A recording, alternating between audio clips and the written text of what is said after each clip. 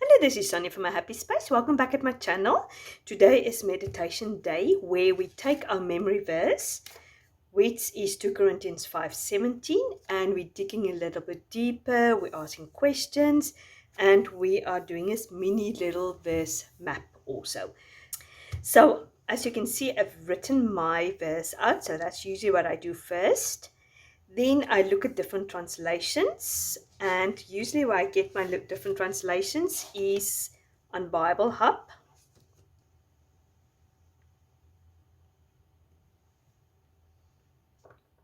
So I'm not going to go every time over everything. In my other videos, I also explain fairly well how to get it. So when you open Bible Hub, obviously there's a drop-down menu. You choose 2 Corinthians. There's another drop-down menu there. You choose 2 Corinthians 5, and then you're going to verse 17, which is our verse. So where I got the comparisons is if you go to parallel, which is there at the top, parallel.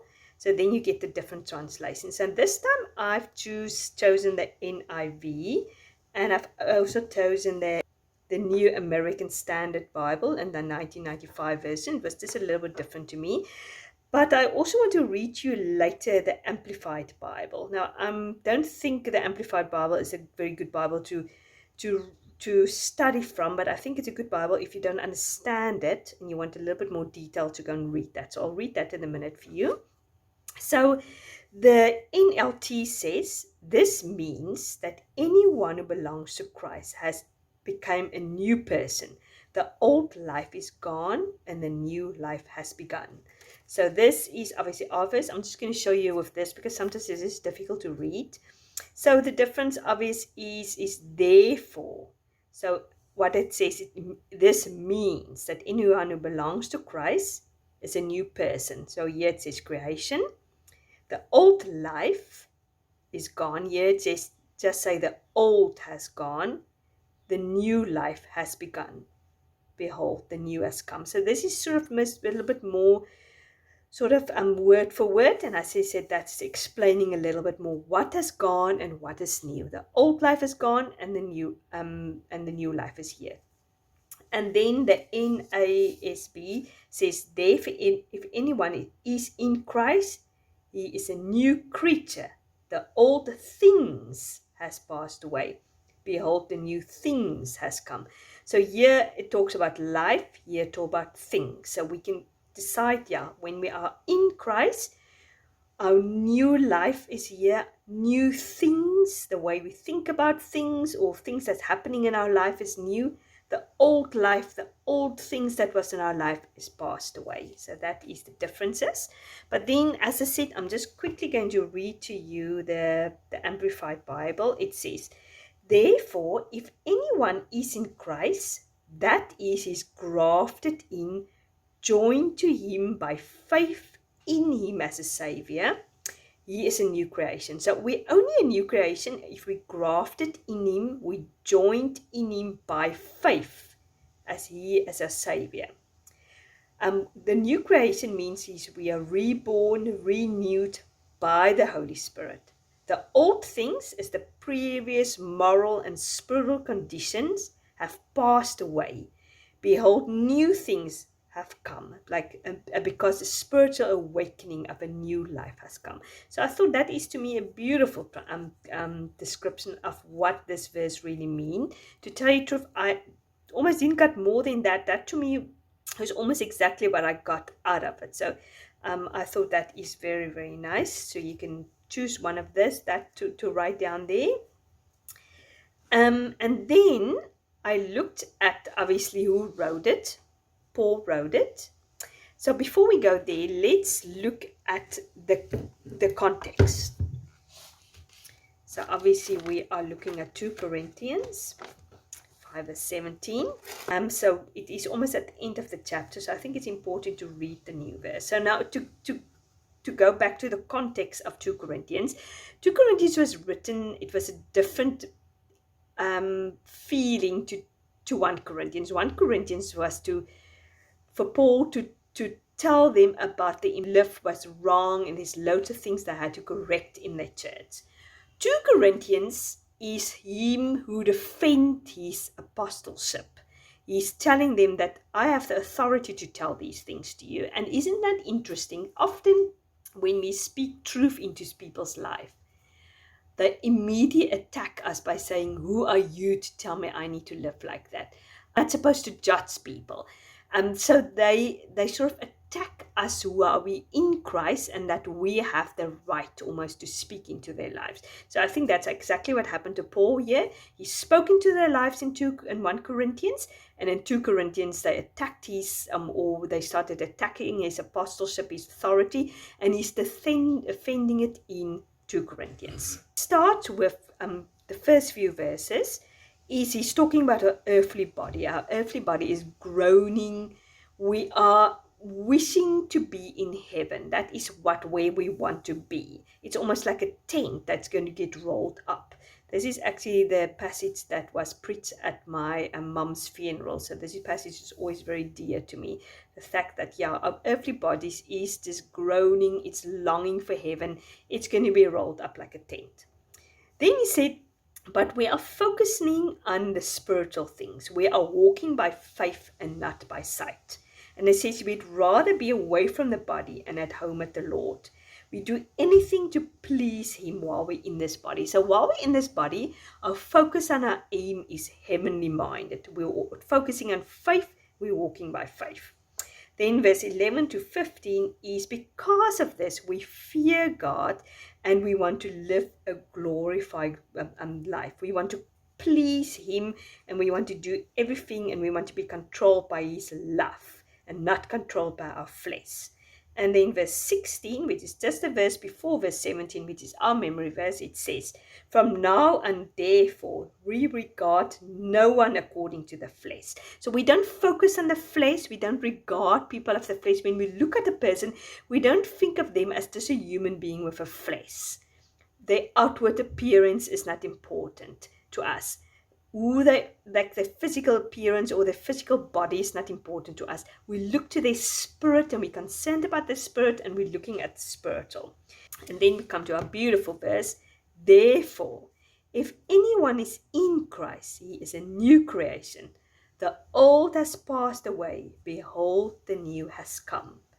And that is because of all this knowledge we have now about our earthly body, wanting to be in heaven, and we focus on the heavenly things, and therefore we seek to please God. We are fearing God and we want to please him, and we're not judging people according to their flesh, because therefore if anyone is in Christ, he is a new creation. The old has passed away. Behold, the new has come. And then he talks about in Christ, because that is a theme we're going to look at. It's in Christ. All this is from God, who through Christ reconciled us to himself and give us the ministry of reconciliation. So if you want a ministry, if you feel like I don't have a ministry, have the ministry of reconciliation. Now, I'm not talking about keeping peace among people the whole time. I'm talking about bringing peace between unbelievers and God, meaning spreading the gospel, telling people about God. It says the ministry of reconciliation, that is in Christ God was reconciling the world to himself, not counting their trespasses against them, and entrusting to us the message of reconciliation. And this is the good news of the gospel, that our sins was not counted against us. Therefore, we are ambassadors for Christ, God making his appeal for us. We implore you on behalf of Christ, be reconciled with God.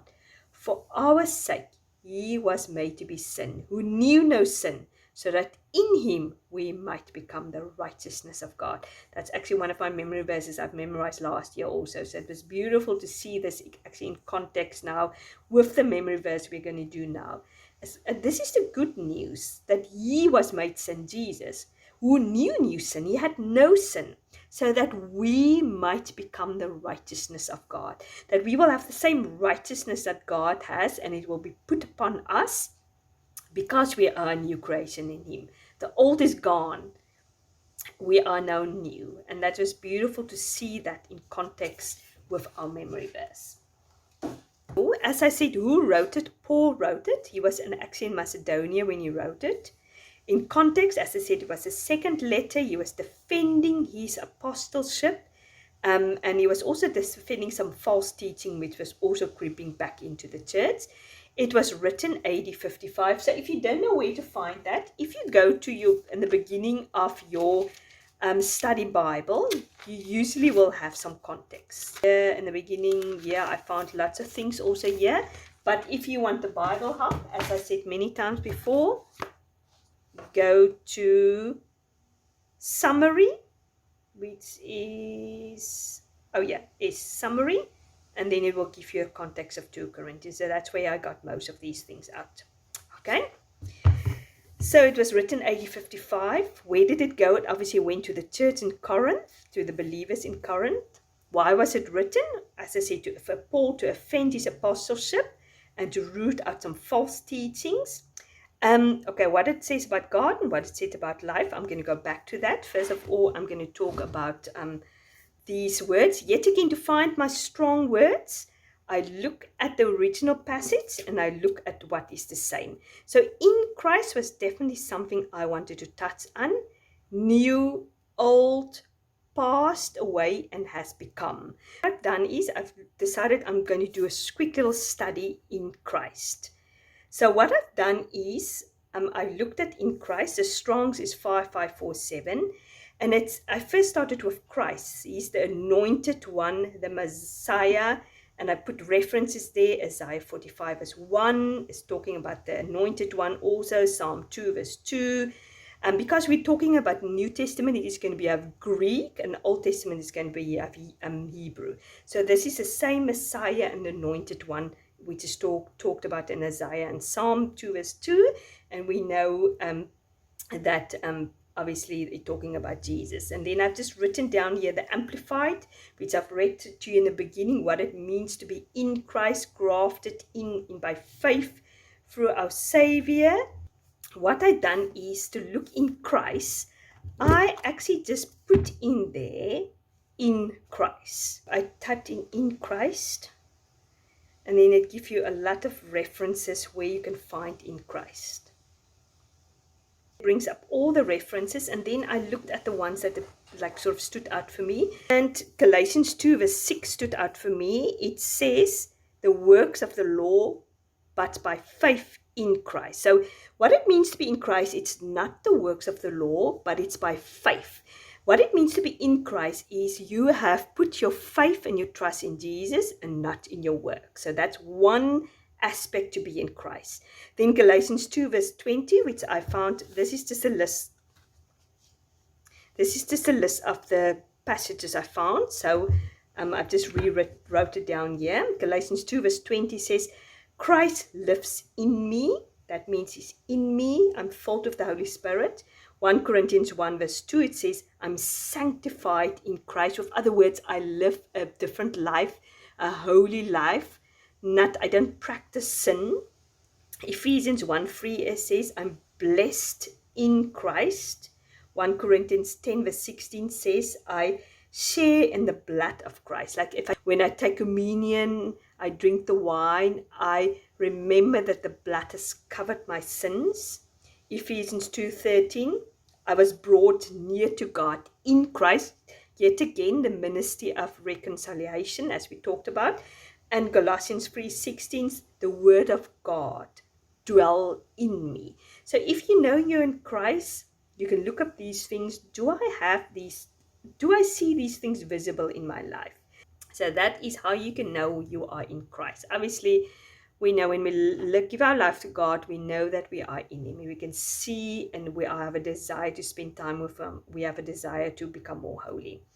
Now, new creation, I looked at new, that's 35:37, that's the Strong's. Properly new, fresh, not found as it was. So with other words, if you are in Christ, you're not found as you used to be. You're fresh, you're unused. How you live now is superior also to how you used to live. And I was reminded, I looked at Ezekiel 37 verse 26 because that was one of the references I found also here. Because obviously that new, that God will give us a new heart and a new spirit. That new is obviously Hebrew.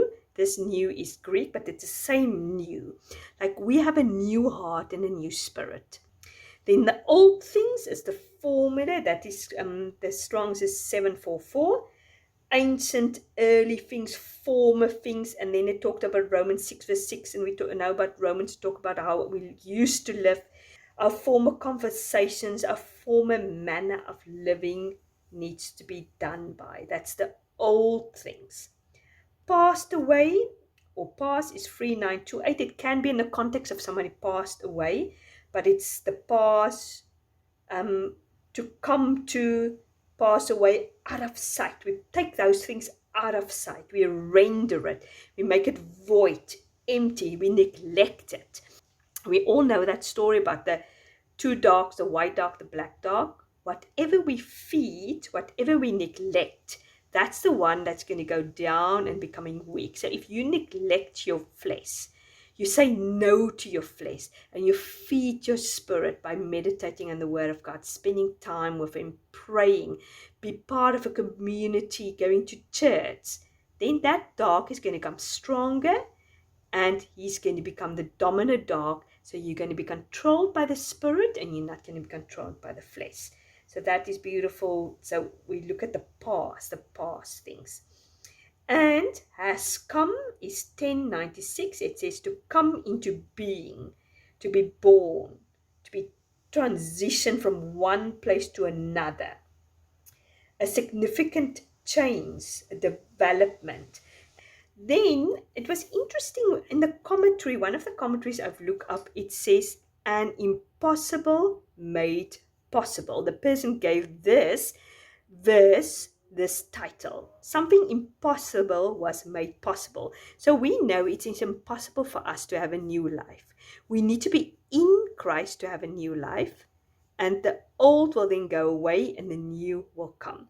And then he looked at Jeremiah 13 verse 23, and it talks about how a leopard can't change his spot. For instance, if you are not in Christ, you can forget about living a holy life. You can forget about stopping to sin. You can try maybe, and it will work for maybe for a week or two, a month if you're lucky, but eventually you will give in and you will go back to the old sin, or you will just not be able to live a holy life because you're not in Christ. So it's impossible to do it. So now how can the possible become possible? So it says by 2 Corinthians 5:17, by being in Christ and becoming a new being. And then the end result is Revelations 21:5. He was seated on the throne, said, behold, I am making all things new. Also he said, write it down, for these words are trustworthy and true. So at the end, when we are in heaven, we will get our new glorified bodies. This whole journey will be completed. First of all, we are sinners, like leopards that can't change.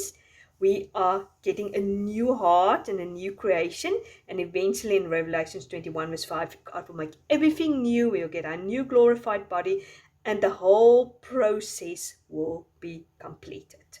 I really enjoyed studying it. I really enjoyed looking at in Christ. I really enjoyed looking at the journey from being an old person, becoming new, and the completion, as we read in Revelation 21 verse 5. So yeah, good luck with digging deeper into your study. Let me know if you picked up something different, totally different. Drop it in the comment box. I'd really like to know what you found out, what you've seen. If you've done one of these mind maps, tag me on social media. I'd love to share it so we can all be encouraged. So yeah, and if you missed my new release for February, my February kit is now out. So if you want to pick that up, the theme is true love. We're looking at God's love and how we can use these memory verses to be reminded of it and fight the enemy when we doubt God's love for us. Yeah, please like this video if you did. If you haven't subscribed, please do so. And thank you very much for coming along on this journey with me. I really appreciate it. You must have a fantastic day, and I'll speak to you on Friday. Bye-bye.